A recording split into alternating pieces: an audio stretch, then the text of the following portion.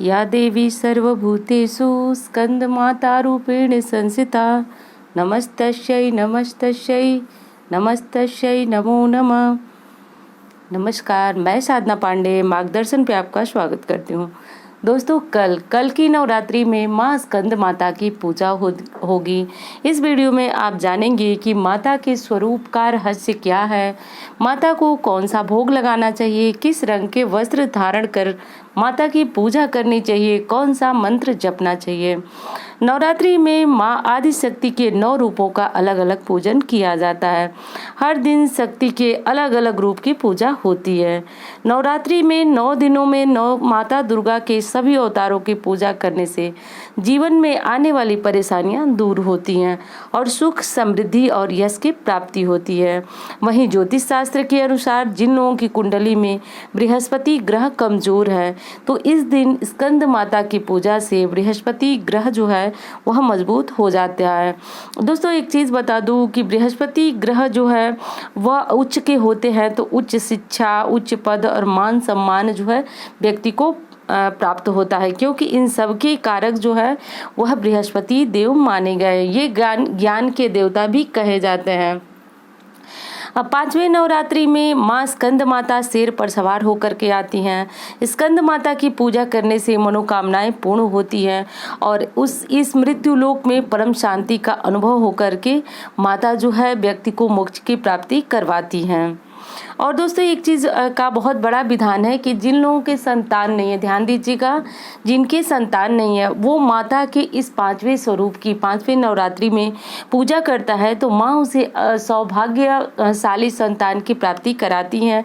या फिर जिनका संतान है वह बीमार है या फिर उनका पढ़ाई में मन नहीं लगता है, तो आज के दिन माँ की प्रार्थना करें, पूजा करें, क्योंकि स्कंद माता जो है वह बालक कार्तिकेय की माता कही जाती है। स्कंद माता आप समझ सकते हैं, स्कंद कार्तिकेय को कहा जाता है और कार्तिकेय की माता के नाम से माँ स्कंद माता के ये 5वां रूप कहा जाता है। और दोस्तों, जैसा कि आप चित्र में भी देख रहे हैं कि माता जो है कार्तिकेय को अपनी गोद में बैठाए हुए हैं और माता स्कंद माता की पूजा करने से वंश की वृद्धि होती है और कुल परिवार हमारा बढ़ता है। तो दोस्तों, ये है स्कंद माता की पूजा करने का लाभ। अब आप जानेंगे कि स्कंद माता की पूजा जो है वह क्यों की जाती है और दोस्तों इसमें क्या विधान है स्कंद माता की पूजा करने का। तो देखिए, शास्त्र में तो इसका विधान ये है कि स्कंद माता जो है वह संतान संबंधी समस्याएं दूर करती हैं और अगर किसी को संतान की प्राप्ति नहीं होती है तो आज के दिन माँ की पूजा करें, प्रार्थना करें और इनको केले का भोग अर्पित कीजिए। आप ध्यान दीजिए, माँ को केला बहुत प्रिय है, तो आज के दिन माँ को केले का भोग अर्पित करें, केले दान करें और स्वयं भी केले ग्रहण करें। पौराणिक कथा के अनुसार तारकासुर नाम के राक्षस का वध जो है वह करने के लिए माता का जो ये 5वां रूप उदय हुआ।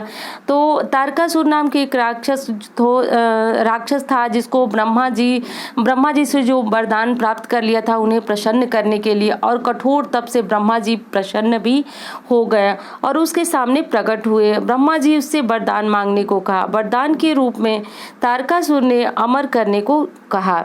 जैसा कि आप सभी जानते हैं दोस्तों कि जब भी राक्षसों का अत्याचार बढ़ा तो देवी जो है वह अपने रूप में उनका अंत करने के लिए पैदा हुई। तो अब क्या हुआ कि तारकासुर जो है अमर होने के लिए ब्रह्मा जी से वरदान मांगता और वो प्राप्त भी कर लिया। इस धरती पर जिसने भी जन्म लिया उसे मरना ही है। निराश होकर ब्रह्मा जी ने कहा कि प्रभु कुछ ऐसा कर दे कि भगवान शिव के पुत्र द्वारा इसकी मृत्यु हो। तारकासुर की ऐसी धारणा थी कि भगवान शिव विवाह नहीं करेंगे, यानी कि जैसा आप सभी जानते हैं कि सती की आत्मदाह करने के बाद भगवान शिव जो है वो विवाहित नहीं रहे, तो तारकासुर जो है वह प्रसन्न हो गया और वो सोचा कि जब भगवान शिव का विवाह ही नहीं है तो उनकी संतान प्राप्त कैसे होगी। तो इसलिए दोस्तों क्या हुआ कि तारकासुर जो था ब्रह्मा जी के वरदान से बहुत ज़्यादा प्रसन्न हो गया और वो बिल्कुल निश्चिंत हो गया कि जब शिव को संतान होगी तभी तो उसका वध करेगी, और इसीलिए वो अमर मानने लगा और देवताओं पे अपनी जो धाक है वो जमाने लगा, देवताओं को बहुत ज़्यादा परेशान करने लगा। इसके बाद जो है दोस्तों, तारकासुर के अत्याचारों से परेशान होकर के देवतागण भगवान शिव के पास पहुंचे और मुक्ति दिलाने की प्रार्थना करने लगे। तभी शिव जी ने पार्वती से विवाह किया और कार्तिकेय के पिता बने। बड़े होने के बाद भगवान कार्तिकेय ने तारकासुर का वध किया। स्कंद माता कार्तिकेय की माता भी हैं, जैसा कि मैंने आपको अभी बताया गया है कि स्कंद माता जो है कार्तिकेय की माता होने के कारण ही इनका नाम पड़ा। तो दोस्तों, अब आप समझ गए कि माता के 5वें रूप का क्या रहस्य है। एक चीज आपको बता दूं कि माता के जितने भी स्वरूप हैं उनका उद्देश्य बिल्कुल अलग अलग है और वो हर किसी एक विशेष उद्देश्य के लिए अलग अलग रूप धारण किए। तो ये चीजें आपका जानना बहुत जरूरी है। और दूसरी चीज दोस्तों, कि जब ये नवरात्रि चल रही है तो हम माता का जितना अधिक से अधिक गुणगान करेंगे, मानसिक रूप से जप करें, ऐसे जप करें, तो ये हमारे जीवन को सफल बनाने वाला कार्य होता है।